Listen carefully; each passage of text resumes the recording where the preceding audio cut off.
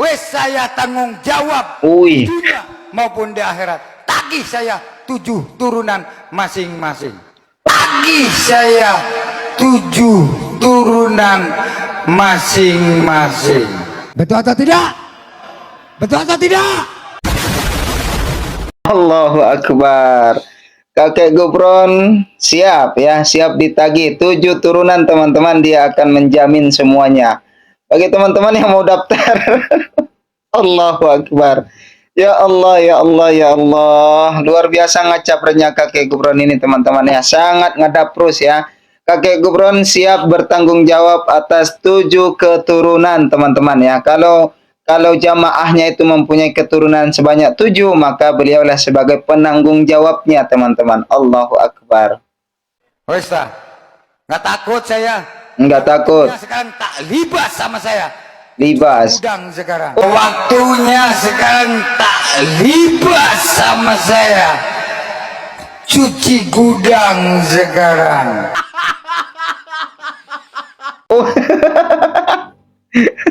Cuci gudang teman-teman ya. Cuci gudang, entah gudang apa kita nggak tahu. Gudang ngacaprak mungkin ya. Gudang ngadaprus, gudang berbohong. Ya, kakek Gubron ini mau cuci gudang teman-teman. Silakan yang mau ikut ya, silakan teman-teman. Tapi saya sarankan jangan ya. Saya sarankan hindari daripada ajaran-ajaran yang ngacaprak ini.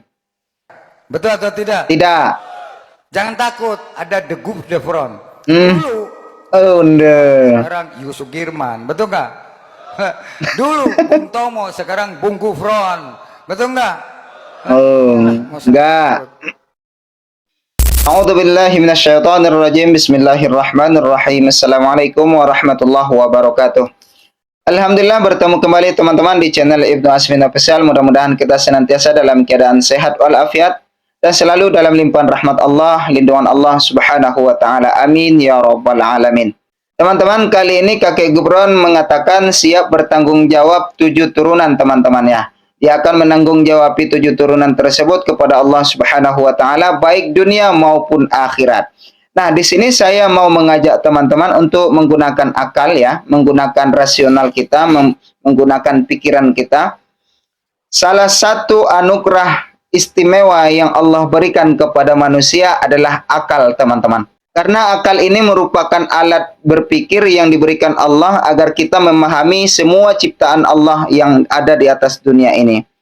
Itulah sebabnya mengapa salah satu syarat wajib dalam ibadah itu adalah akil balik. Berakal dan balik, teman-teman. Seperti contoh halnya sholat. Sholat itu tidak diwajibkan kepada orang yang tidak berakal. Makanya kalau orang gila itu tidak diwajibkan sholat, teman-teman. Karena mereka tidak ada akal. Maka pada hakikatnya, teman-teman, orang yang tidak mau menggunakan akalnya, maka dia akan menjadi bodoh dan ketinggalan, akan menjadi terbelakangi, teman-teman. Maka di sini saya mengajak teman-teman semuanya untuk menggunakan akal dalam memahami segala ciptaan Allah Subhanahu wa taala, termasuk dalam memahami ucapan-ucapan dari kakek Gubron. Kalau kita yang mempunyai akal, tentu semua ucapan dari kakek Gubron ini adalah bertentangan dengan akal kita, teman-teman. Dia mengatakan bisa bentak-bentak malaikat, tidak masuk akal bagi kita. Dia bisa merubah air biasa menjadi air zam-zam, tidak masuk akal bagi kita, teman-teman. Bahkan yang lebih parahnya, dia akan mengejar Allah ketika dia tidak diberikan surga. Tidak masuk akal bagi kita, teman-teman. Karena surga itu adalah haknya Allah Subhanahu wa taala. Manusia tidak bisa mengganggu gugat. Maka sebab itu, teman-teman, kali ini kita akan mendengarkan beberapa pendapat daripada MUI terkait daripada kakek Gubron ini, teman-teman. Video pertama yang kita dengarkan dari Kiai Haji Sumarno Syafi'i, teman-teman, berikut ini. Wah, ada 7 poin setelah saya lihat dari tayangan yang ada di dalam YouTube yang viral akhir ini. Ada 7 yang saya lihat Ya. kan, barangkali saya lebih sedikit, majelis ulama lebih banyak. Saya bikin singkat saja, ada 7. Artinya saya nggak berani mengatakan sesat dulu. Ini penyelewengan, Tidak berani bilang sesat ya. Mengaku mengarang 500 kitab dengan bahasa Suryani yang kita tidak tahu siapa pentahsisnya. Yang kedua adalah mengaku dirinya bisa tadi berkomunikasi dengan para malaikat. Ya.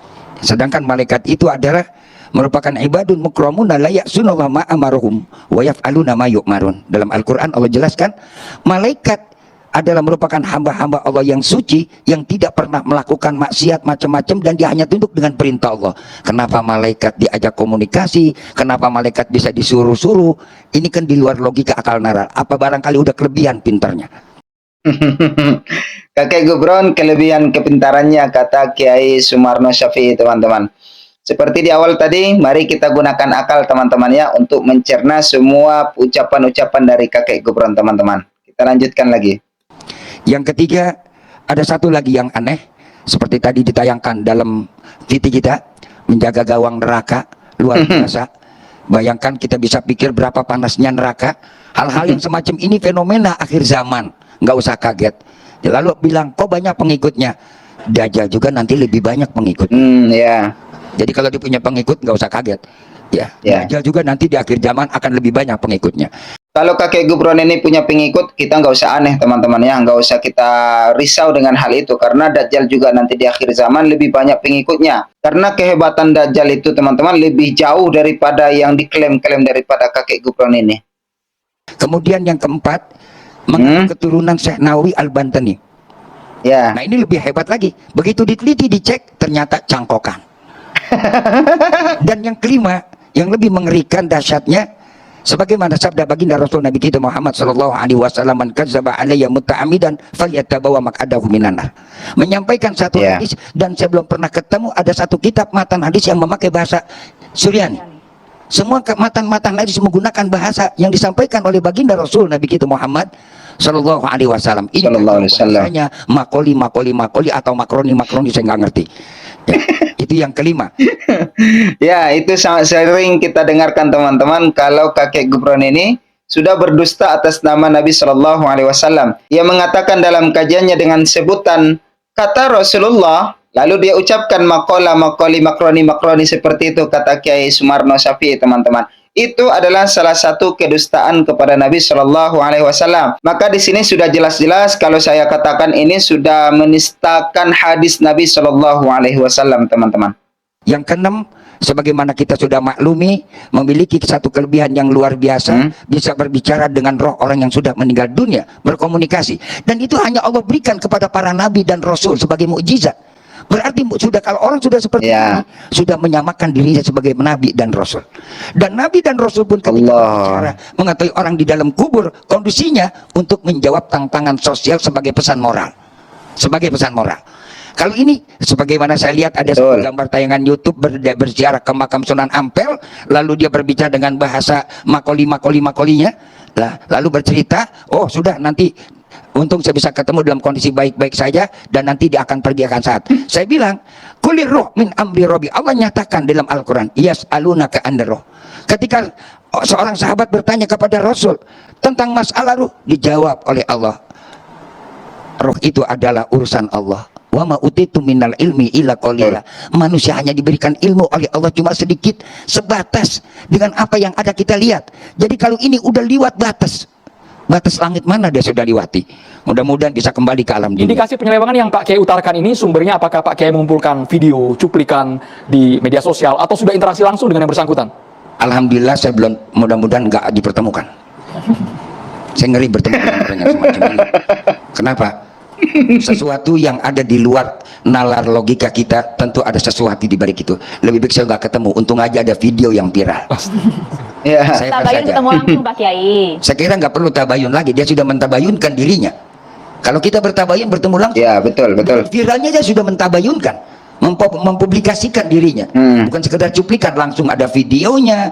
Kalau barangkali di TikTok ada cuplikan, tapi kalau video kan ada durasi sekian panjang, sekian menit, ada yang 1 jam, ada yang 8, ada yang 36 menit, 46 menit. Apa kurang yakin dengan pembicaraannya? Kan nggak mungkin disampaikan kalau tanpa ada tujuan tertentu. Nah, lalu yang terakhir, tentunya yang paling amat mengagetkan lagi, bisa bahasa Suryani.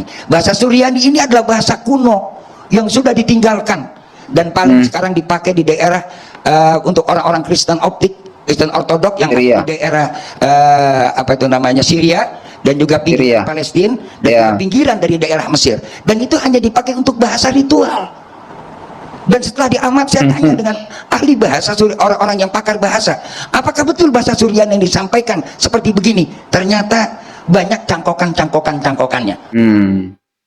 Alhamdulillah teman-teman, para ulama kita ini sebenarnya sudah banyak yang menanggapi ataupun merespon kakek Gufron ini. Terlebih-lebih Ustadz Abdul Somad, Ustadz Adi Hidayat, Kiai Haji Sumarno ini teman-teman. Dan juga banyak sekali yang memberikan tanggapan termasuk Buya Yahya teman-teman. Di dalam hal ini Kiai Haji Sumarno Syafi'i mengatakan bahwa semua ajaran yang diklaim oleh kakek Gufron itu merupakan salah satu unsur penyimpangan. Beliau memang tidak mengatakan sesat karena yang mengatakan sesat itu ada orang yang lebih berhak untuk melakukan ataupun mengatakan sesatnya teman-teman.